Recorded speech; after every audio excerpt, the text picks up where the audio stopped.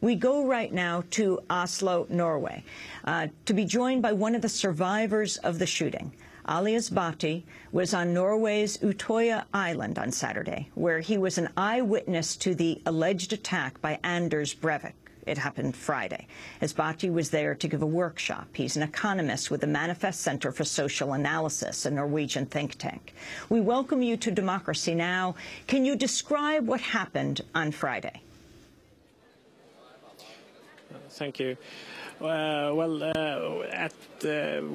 the shooting started, we had already received news about the bombing in Oslo. So the atmosphere was quite tense and sad at the moment. So when there were some noises starting, I thought, like many others, that people were overreacting perhaps to them, and it took a while before we understood that there was real shooting going on. So people came running from other parts of that building where Anders Breivik apparently had entered and screamed that we should leave the building. So I ran out of the building, and just after that, when I was heading down the slope, I looked back and saw two bodies lying down on a field just outside the building. So at that point I understood that this was the real shooting going on. Now, can you describe what this Labour Party youth camp was, and also talk about why you were there? This is an annual event with a very long tradition with the Social Democratic Party. Lots of other youth organizations also have summer camps, but this is like an iconic summer camp being held at the same island for many decades. And basically, young people gather. They have a lot of fun, but they also listen to political workshops. They hang around. They discuss if there's an upcoming election campaign and so on. And so the shooter, Anders Breivik, you, Ali Esbati, actually saw him, is that right? Can you continue to describe what happened when you ran out of the building, realizing, in fact, that the shooting was happening there? It wasn't just people responding to hearing about the bomb attack in Oslo that had occurred earlier. Yes, just after leaving, I mean, shortly after that, I saw, for instance, people with gunshot wounds. So that was very, I mean, emotionally very hard. I saw a young girl, for instance, 18 or 19, who had been shot, and she kept repeating that if I die here, please remember that you are all fantastic and keep up your struggle and so on.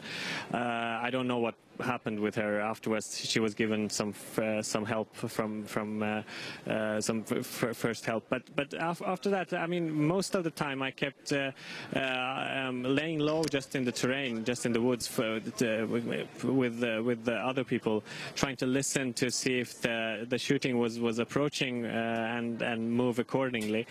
But after a long time, I mean, it was more than 1.5 hours, when I thought the whole ordeal might be over because we heard the police helicopters and so on, this man suddenly showed up like 15 meters from the location where I was. I was standing close to the water together with some other people, and he showed up like above us, wearing a police uniform and carrying a large rifle. And he shouted something like calming, saying that either it's the police or it's okay. But immediately he started firing his rifle. So at that point I just turned around and jumped into the water, and I ran or crawled by the water side on some rocks, and just tried to hide by the water side a few meters away from there. Of course, if he had wanted to turn in our direction, I think we would have very small chances of surviving. But now he didn't. He shot in another direction, I think, killing at least one person. I saw that later on because I thought it was a life vest in the water, but I realized that it was probably a dead body. But he was apprehended shortly after that, so that's. But I did see him. He looked very calm, very not emotional, very conscious of what he was doing. So it was a chilling moment. I thought really that well, this might be the end. But I was lucky to survive. Many others weren't. And in your understanding of who Breivik is now, and Ali Esbati, your work, talk about what you were lecturing about on the island to the camp. Do you see any connections?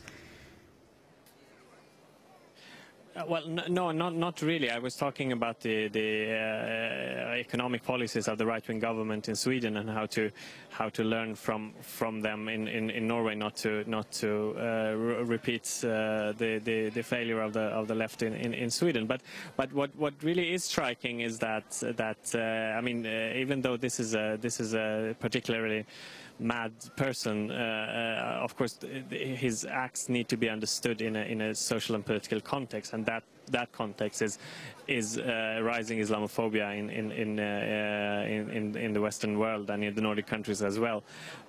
And because these are ideas that he carries, they're absolutely not unique to him. They're rather widespread in certain milieus, where seeing Islam and regular Muslims as sort of occupation force, and those enabling that occupation as traitors. And of course, traitors in a war situation, you might legitimize doing very drastic things to them. And this is the kind of worldview that has pushed him over new limits. But if we want to not have these kind of things happen in the future, I think that's the point to start. I mean, understanding the political context in which he has been and he has acted even before the shootings.